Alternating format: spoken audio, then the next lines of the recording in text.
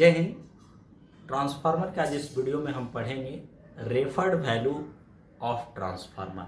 इसका मतलब है कि ट्रांसफार्मर का जो प्राइमरी पैरामीटर है वो हम सेकेंडरी साइड ट्रांसफ़र कर सकते हैं और जो सेकेंडरी पैरामीटर है वो हम प्राइमरी साइड ट्रांसफ़र कर सकते हैं। इसी को हम बोलते हैं रेफर्ड वैल्यू।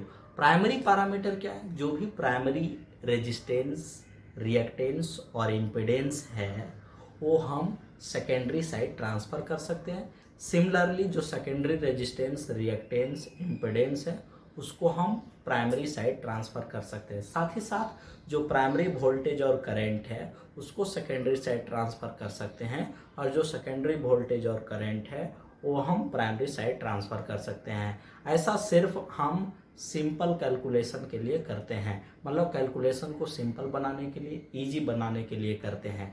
ऐसा करने से ट्रांसफार्मर के परफॉर्मेंस में, उसके ऑपरेटिंग कैरेक्टरिस्टिक में कोई चेंजिंग नहीं होता है। ट्रांसफार्मर की इफिशिएंसी में, ट्रांसफार्मर के लॉसेस में, ट्रांसफार्मर के वोल्टेज रेगुलेशन में कोई चेंजिंग नहीं होता है। सिर्फ और सिर्फ हमारा कैलकुलेशन क्या है, ईजी हो जाता है। ऐसा कर देने से सिर्फ हम एक ही साइड कैलकुलेशन करते हैं, या प्राइमरी साइड कैलकुलेशन करते हैं या सेकेंडरी साइड कैलकुलेशन करते हैं। मतलब हमारा कैलकुलेशन काफ़ी सिंपल हो जाता है। इसी को बोला जाता है रेफर्ड वैल्यू ऑफ ट्रांसफार्मर। हमने पिछला वीडियो में हमने रेजिस्टेंस को ट्रांसफ़र करके भी बतलाया था, लेकिन आज हम फिर से resistance, reactance, impedance, voltage, current को ट्रांसफ़र करेंगे primary to secondary, secondary to primary. तो आइए हम पढ़ते हैं रेफर्ड वैल्यू इन ट्रांसफार्मर। सबसे पहले हम रेजिस्टेंस को ट्रांसफ़र करेंगे। किसको ट्रांसफ़र करेंगे? रेजिस्टेंस को। देखो ये ट्रांसफार्मर है हमारा सर, ये ट्रांसफार्मर है। ये इसका हम क्या बना रहे हैं? ये हम वाइंडिंग वाला सिंबल बना रहे हैं। ये देख लो। ये सबसे पहले हम रेजिस्टेंस को ट्रांसफ़र करेंगे। सबसे पहले किसको ट्रांसफ़र करेंगे? रेजिस्टेंस को ट्रांसफ़र करेंगे। दोनों फिगर बना दो।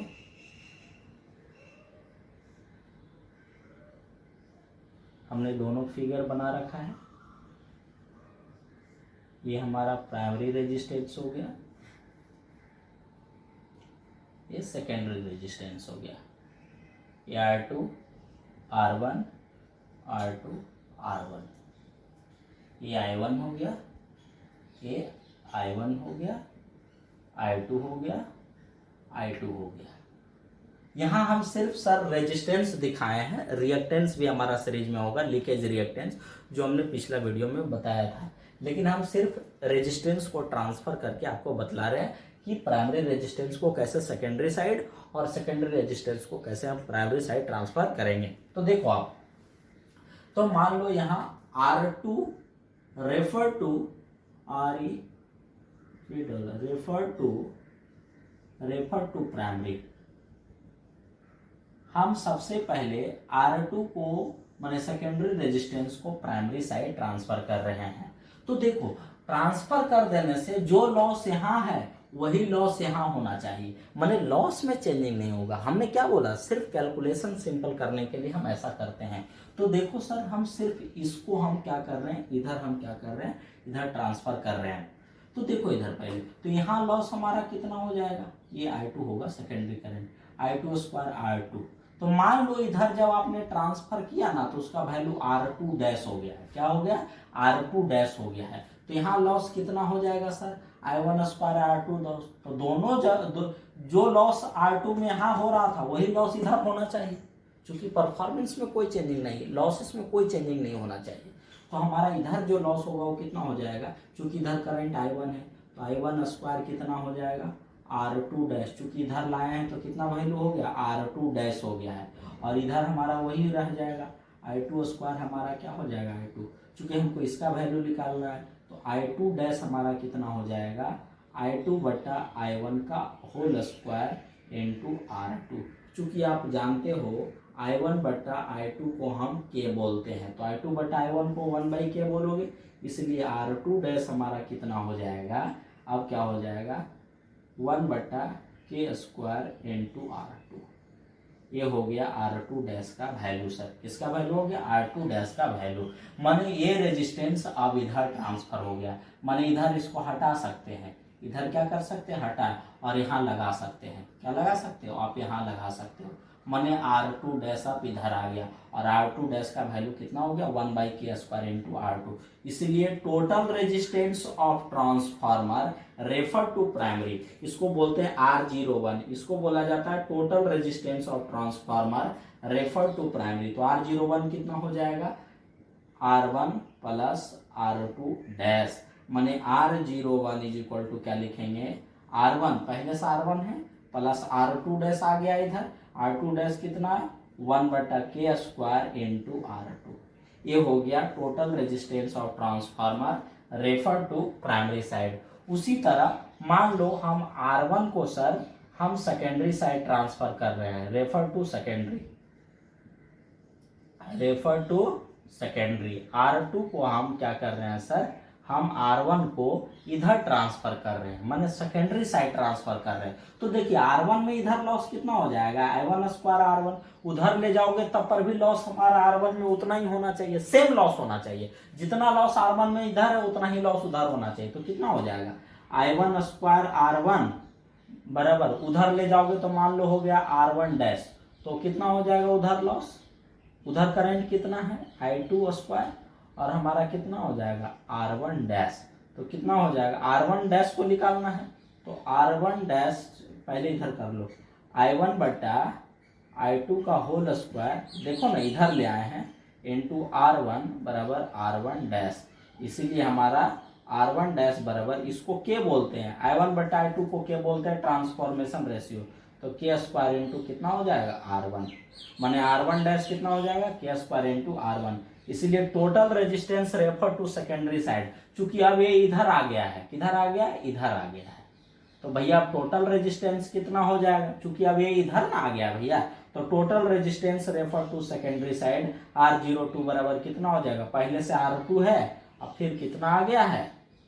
R1 डैश, माने R2 प्लस k² R1। देखो तो R02, तो इसको बोला जाता है total resistance of transformer refer to primary, इसको बोला जाता है total resistance of transformer refer to secondary. Clear? देखो तो अब सिर्फ सारा रेजिस्टेंस उधर चला गया, इधर सारा रेजिस्टेंस इधर आ गया। कितना? अब सिंपल कैलकुलेशन हम कर लेंगे। तो ये है रेफर्ड वैल्यू, माने रेजिस्टेंस को हम प्राइमरी से सेकेंडरी में, और हमारा क्या है? सेकेंडरी से प्राइमरी में हमने ट्रांसफर किया। यहाँ हमने सेकेंडरी से प्राइमरी में ट्रांसफर किया, यहाँ प्राइमरी से सेकेंडरी में हमने क्या कर दिया? ट्रांसफर। अब हम रिएक्टेंस में आते हैं कि रिएक्टेंस को कैसे ट्रांसफर करते हैं। देखो वो भी बहुत सिंपल है, बहुत सिंपल है। आप थोड़ा ध्यान दीजिएगा, बहुत इजीली समझ में आएगा।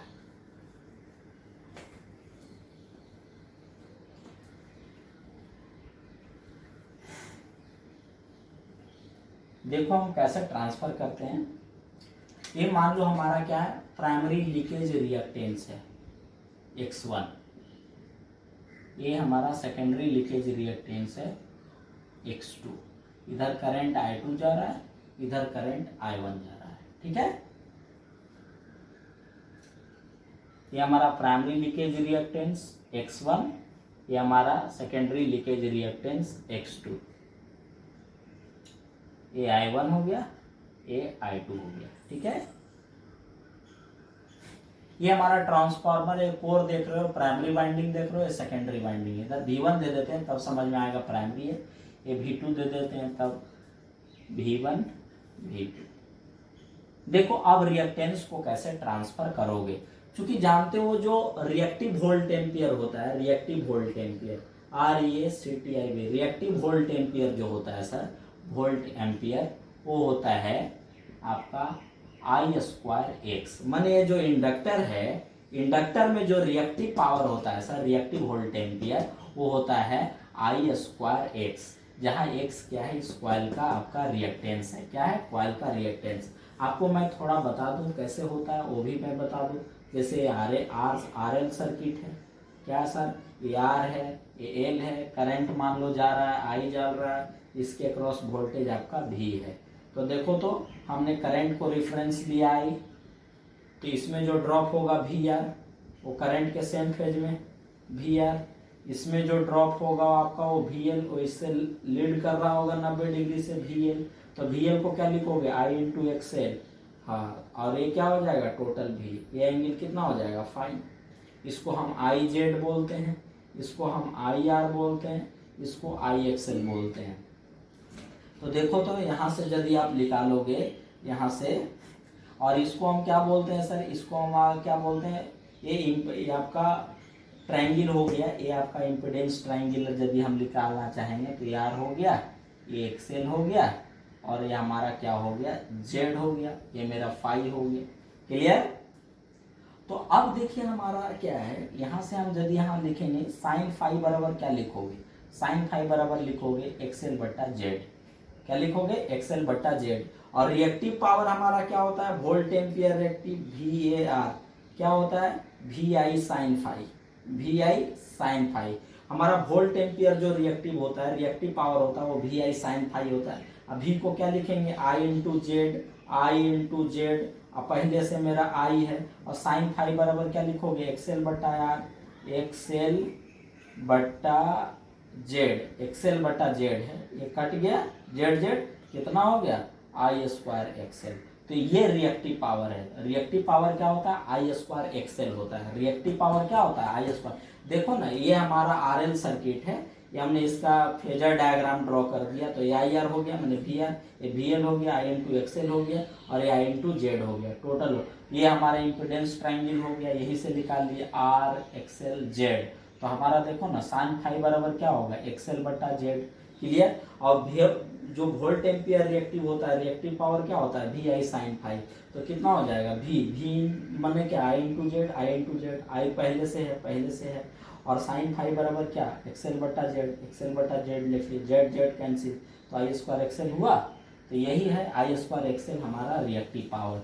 तो देखो भैया जब हम लीकेज रिएक्टेंस को ट्रांसफर करेंगे प्राइमरी टू सेकेंडरी और सेकेंडरी टू प्राइमरी, तब हमारा रिएक्टिव वोल्ट एम्पियर क्या होना चाहिए सेम होना चाहिए, वो चेंज नहीं हो सकता है, रिएक्टिव वोल्ट एम्पियर क्या है वो चेंज नहीं हो सकता है। तो इधर से जब इधर ट्रांसफर करोगे तो यहाँ जितना रिएक्टिव पावर है उतना ही रिएक्टिव पावर इधर होना चाहिए, माने X2 रेफर टू प्राइमरी, माने secondary leakage reactance refer to primary, तो यहाँ कितना हो जाएगा I2 स्क्वायर X2 होगा ना आपका वोल्ट एम्पियर रिएक्टिव, जो रिएक्टिव पावर होगा I2 स्क्वायर X2, और इधर ट्रांसफर कर दिए तो मान लो वैल्यू कितना हो गया X2 डैश हो गया, तो इधर लिए हमें क्या होगा कह सकते हैं I1 स्क्वायर X2 डैश, माने इधर लाए तो कितना हो जाएगा reactive power I1 square X2 dash, तो बराबर, और इधर पहले से कितना है I2 स्क्वायर X2, चूंकि इधर रिएक्टिव पावर X2 में कितना होगा I2 स्क्वायर X2, और मान लो इधर लाए तो उसका वैल्यू हो गया X2 डैश, और पहले से करंट इसमें कितना I1, तो इधर रिएक्टिव पावर कितना हो जाएगा I1 स्क्वायर X2 डैश। अब ये दोनों क्या होना चाहिए बराबर, चूंकि ट्रांसफर कर देने से रिएक्टिव पावर में कोई चेंजिंग नहीं होना चाहिए, जो रिएक्टिव पावर यहाँ है वो जब ट्रांसफर कर देंगे तो ही रिएक्टिव पावर इधर होना चाहिए। तो देखो तो कितना हो जाएगा सर, हमको X2 डैश का वैल्यू निकालना है, X2 डैश बराबर कितना हो जाएगा I2 बटा I1 का होल स्क्वायर इंटू X2, माने इसीलिए हमारा X2 डैश बराबर कितना हो जाएगा, इसको 1/k बोलेंगे, 1/k स्क्वायर इंटू X2। तो अब ये इधर ट्रांसफर हो गया तो इधर से अब इधर ना आ गया, तो इधर मान लो कि इसका वैल्यू जो हो गया वो आपका हो गया सर X2 डैश। तो अब इधर total reactance of transformer refer to primary, मान लो X01 total reactance of transformer, total leakage reactance of transformer refer to primary, इसको बोलते हैं total leakage reactance of transformer refer to primary. तो पहले से इधर कितना आपको X1, और इधर लाए तो कितना हो गया वैल्यू भाई X2 डैश, माने कितना हो जाएगा X1 प्लस X2 डैश का वैल्यू कितना है गुरु, X2 डैश का वैल्यू हमारा कितना है 1/k स्क्वायर इंटू X2, माने X01 बराबर दिस। उसी तरह मान लो हम प्राइमरी लीकेज रिएक्टेंस को सेकेंडरी साइड ले जा रहे हैं, मान लो उधर वैल्यू कितना हो जाएगा X1 डैश हो गया, कितना हो गया X1 डैश। तो इधर जो हमारा रिएक्टिव पावर है वो कितना है I1 square X1, I1 square X1, और उधर चल जाएगा तो कितना हो जाएगा सर, उधर करंट हो गया I2 स्क्वायर X1 डैश। चूंकि उधर गया तो x1 डैश हो गया ना, तो चूंकि जो यहाँ होना चाहिए वही उधर होना चाहिए रिएक्टिव पावर। तो देखो तो हमको इसका वैल्यू निकालना है, इसीलिए हमारा I1 बट्टा I2 का होल स्क्वायर, इसको इधर ले आए भैया, इंटू x1 बराबर x1 डैश, इसीलिए x1 डैश बराबर कितना हो जाए, इसको के बोलते हैं के स्क्वायर x1। क्लियर? इसलिए total leakage reactance of transformer refer to secondary, total leakage reactance of transformer refer to secondary कितना हो जाएगा, पहले से x2 है और एक और कौन चला गया, x1 डैश, x1 डैश, इधर तो कुछ नहीं बचा, x1 डैश इधर आ गया, x1 डैश, तो कितना हो जाएगा x2 प्लस x1 डैश कितना है भैया, x1 डैश है मेरा के स्क्वायर x1 x02, माने total leakage reactance of transformer refer to क्या हो जाएगा, सेकेंडरी साइड, कितना हो जाएगा x02 बराबर x2 प्लस के स्क्वायर x1। क्लियर? तो ये आपका लीकेज रिएक्टेंस के लिए था। अब क्या करते हैं सर, देखो हम इम्पीडेंस कैसे ट्रांसफर कर सकते हैं। तो यहां से आपने देख लिया, जब मान लो सारा रेजिस्टेंस आपने प्राइमरी साइड ट्रांसफर कर दिया और सारा रिएक्टेंस आपने प्राइमरी साइड रेफर कर दिया, माने ट्रांसफार्मर का सर, ट्रांसफार्मर का सारा रेजिस्टेंस और रिएक्टेंस आपने प्राइमरी साइड ट्रांसफर कर दिया। तो सारा रेजिस्टेंस जब प्राइमरी साइड ट्रांसफर करेंगे तो उसको R01 बोलते हैं और इसको क्या बोलते हैं, X01। उसी तरह जब ट्रांसफार्मर का सारा प्राइमरी पैरामीटर जब हम उधर ट्रांसफर कर देते हैं तब हम क्या बोलेंगे, देखो क्या बोलेंगे, सारा रेजिस्टेंस को हम बोलेंगे R02 और सारा रिएक्टेंस को बोलेंगे X02। कोई दिक्कत? इसको बोलेंगे total resistance of transformer refer to primary side, इसको बोलेंगे total leakage reactance of transformer refer to primary side, इसको बोलेंगे total resistance of transformer refer to secondary side, इसको बोलेंगे total reactance of transformer refer to secondary side. तो यहाँ जो हो गया वो आपका ट्रांसफार्मर का टोटल इंपीडेंस Z01, यहाँ ट्रांसफार्मर का टोटल इंपीडेंस क्या हो जाएगा, Z02, इसको बोलेंगे total impedance of transformer refer to primary side. तो Z01 बराबर क्या लिखोगे, अंडर रूट R01 का होल स्क्वायर प्लस X01 का होल स्क्वायर। इसको बोलेंगे Z02 बराबर मैग्नीट्यूड क्या लिखोगे, अंडर रूट R02 का होल स्क्वायर प्लस X02। इसको कॉम्प्लेक्स फॉर्म में जल्दी लिखेंगे तो कितना हो जाएगा, R01 प्लस JX01। उसी तरह Z02 को कॉम्प्लेक्स फॉर्म में कैसे लिखेंगे, R02 प्लस JX02। क्लियर? इसको बोलेंगे total resistance of transformer refer to primary side, total leakage reactance of transformer refer to primary side, total resistance of transformer refer to secondary side, total leakage reactance of transformer refer to secondary side. तो इसको बोलेंगे Z01 total impedance of transformer refer to primary side, इसको बोलेंगे Z02 total impedance of transformer refer to secondary side. Clear? अभी हमने बतलाया था sir, अभी हमने बतलाया था कि जैसे देखो, जैसे हमने बताया था ये हमारा सर्किट है, इसका फेजर डायग्राम यदि हम ले, ये वोल्टेज मेरा V हो गया, इसमें मान लो करंट भैया I जा रहा है, ये R हो गया, ये आपका L हो गया। तो अभी हमने बतलाया था करंट को रेफरेंस लो, ये VR हो गया, VR माने IR हो जाएगा, ये VL हो जाएगा मतलब I इंटू XL हो जाएगा, और ये मेरा कितना हो जाएगा, V माने I इंटू Z हो जाएगा। क्लियर? I इंटू Z हो जाएगा भैया। तो देखो हमने आपको बतलाया था जो आपका वोल्ट एम्पियर होता है, जो आपका अपरेंट पावर होता है VA, वो होता है VI होता है, क्या होता है VI। अभी कितना I into Z into I माने कितना हो जाएगा I स्क्वायर इंटू Z। ये है आपका अपरेंट पावर, अपरेंट पावर कितना हो जाएगा I स्क्वायर इंटू Z। तो अब देखो भैया ये हमारा टोटल इंपीडेंस है, तो टोटल अपरेंट पावर इधर कितना हो जाएगा I1 स्क्वायर इंटू Z01, कितना हो जाएगा Z01, और इधर करंट मेरा कितना है I2। तो देखो यदि हम टोटल प्राइमरी इंपीडेंस को हम उधर ट्रांसफर करेंगे, इसको बोलेंगे total primary impedance of transformer when all secondary parameter refer to primary side, इसको बोलेंगे total impedance of transformer when all primary parameter refer to secondary side. Clear? तो अब बात है कि उसको जब उधर ट्रांसफर करेंगे तो क्या होगा, तो देखो अप्रेंट पावर आई स्क्वायर जेड होता है, तो इधर अप्रेंट पावर आई वन स्क्वायर आपका क्या है Z01, तो उधर ले जाएंगे तो बराबर होना चाहिए, तो उधर मान लो इधर इसका वैल्यू लेके चला गया तो Z01 डैश हो गया, तो कितना हो जाएगा I2 square into Z01 dash, तो इसका वैल्यू निकालना है तो कितना हो जाएगा, इसका वैल्यू निकालना है ना, हाँ तो उधर अब वैल्यू निकालना है तो आपका क्या हो जाएगा I1 बटा I2 का whole square into Z01 equal Z01 dash, और इसको क्या बोलते हैं K, माने K स्क्वायर इंटू Z01 बराबर Z01 डैश। जस्ट रेजिस्टेंस और रिएक्टेंस जैसा, माने उधर ट्रांसफर करेंगे तो K स्क्वायर से सिंपल गुना कर देंगे, उसी तरह इसको यदि हम इधर ट्रांसफर करेंगे टोटल रेजिस्टेंस और total impedance of transformer when all primary parameter refer to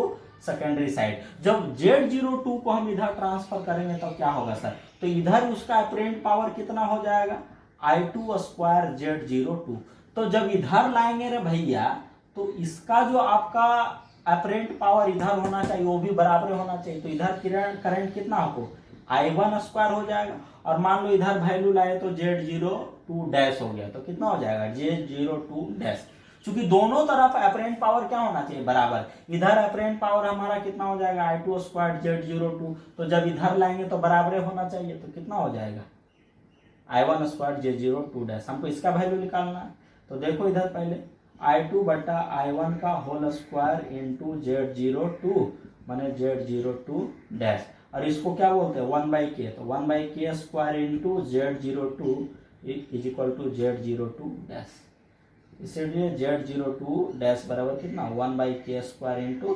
Z02, just resistance और रिएक्टेंस जैसा। क्लियर?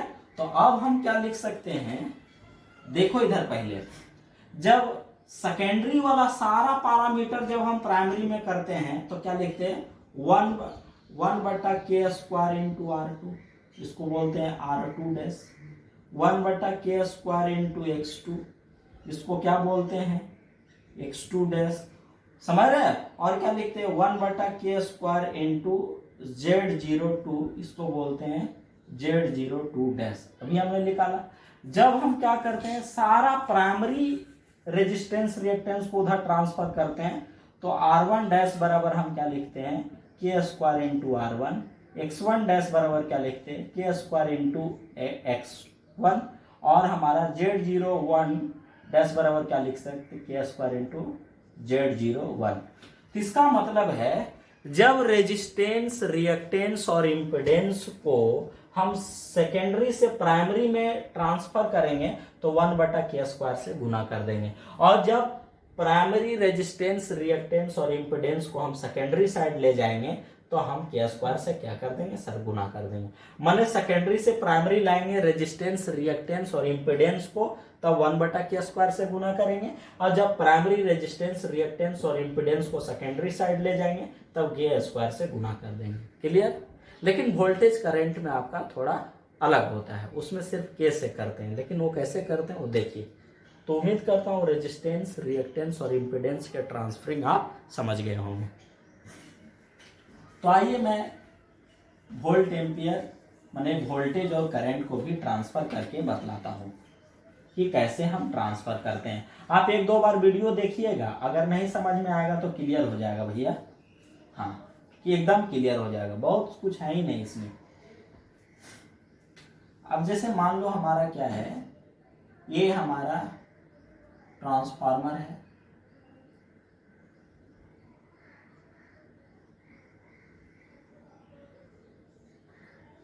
हम सारा ट्रांसफर वैल्यू दिखा रहे हैं, मान लो R01 है, X01 है, ये मान लो V1 है, ये I1 हो गया, ये आपका V2 हो गया, ये आपका I2 हो गया।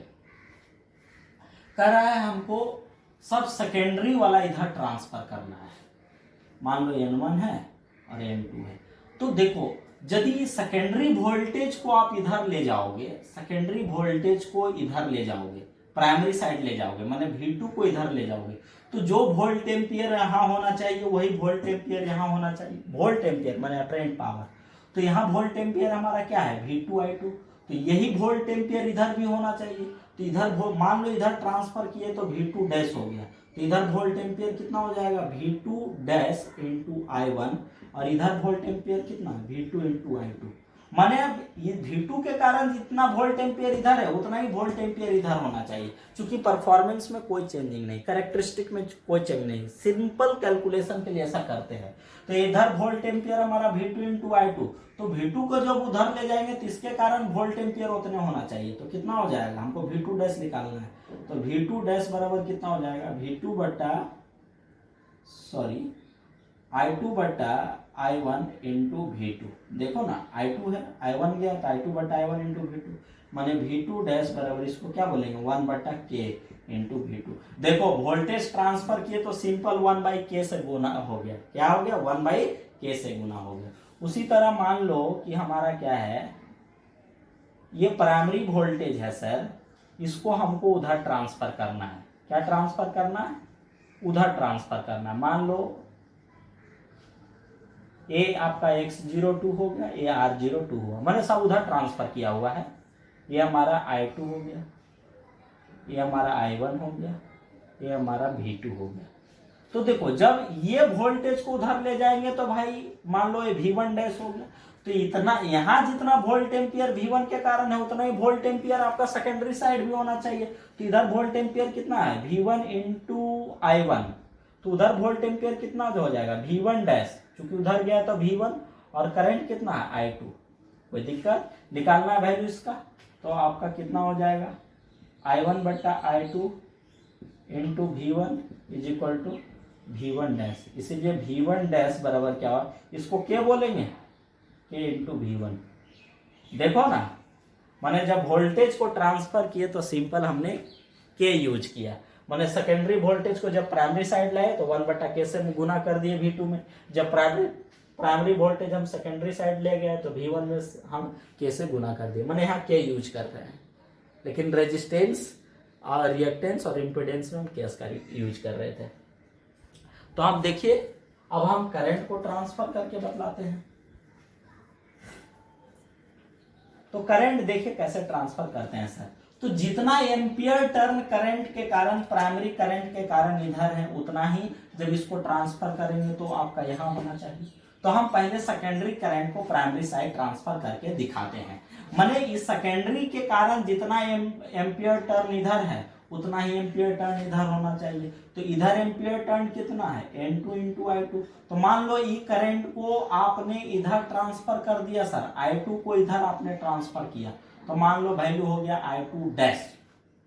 तो अब I2 डैश इधर आ गया तो इधर एम्पियर टर्न कितना हो जाएगा I2 डैश इंटू N1, और इधर पहले से कितना है N2 इंटू I2। माने जो एम्पियर टर्न I2 के कारण इधर होना चाहिए, जब I2 को उधर ले जाएंगे तो एम्पियर टर्न बराबर होना चाहिए। तो हमको निकालना वैल्यू कितना है I2 का, तो I2 डैश बराबर कितना हो जाएगा, माने N2 बटा N1 इंटू I2।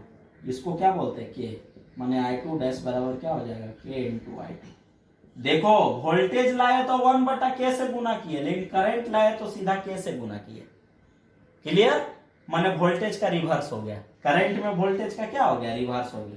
और उसी तरह हमारा क्या है, अब जैसे मान लो कि हमारा प्राइमरी करंट को सेकेंडरी साइड ट्रांसफर करना है, तो जो एम्पियर टर्न इधर होना चाहिए वही एम्पियर टर्न उधर होना चाहिए। तो इधर एम्पियर टर्न कितना हो जाएगा I1 इंटू N1, और उधर मान लो ले गए तो हमारा कितना हो जाएगा I1 डैश हो गया, तो I1 डैश इंटू N2, हमको इसका वैल्यू निकालना है, तो कितना हो जाएगा N1 बटा N2 into I1 is equal to I1 dash. इसको क्या बोलेंगे 1 बटा K into I1 is equal to I1 dash. देखो ना वोल्टेज का उल्टा, माने जब वोल्टेज ले गए थे तो हम क्या कर रहे थे, के से गुना कर रहे थे। माने प्राइमरी वोल्टेज को जब सेकेंडरी में ले गए तो के से गुना किए, लेकिन जब प्राइमरी करंट को सेकेंडरी में ले गए तो 1/k से गुना किए। यहाँ जब हम सेकेंडरी वोल्टेज को प्राइमरी में लाए तो 1/k से गुना किए थे, लेकिन यहाँ जब सेकेंडरी करंट को हम प्राइमरी में लाए तो के से गुना किए। माने वोल्टेज का उल्टा हो गया। तो उम्मीद करता हूं आप लोग समझ गए होंगे।